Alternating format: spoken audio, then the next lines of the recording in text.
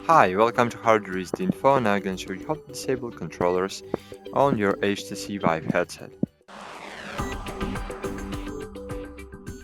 So as you can see here on the controller, we have this button on the left controller, and we have the Vive button, so this one, on the right controller. And if you will press and hold on this button on the right controller, it will be disabled.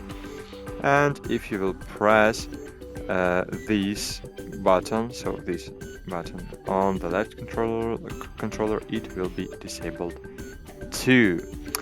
But as you can see, it's impossible to use our device without a controller, so we should enable it. So press and hold Vive button on the right controller to enable it, and press and hold this button on the left controller to enable it, and then release. Wait a while. Both controllers connected, and cool, that's it. Thanks for watching, like this video, and bye, see you.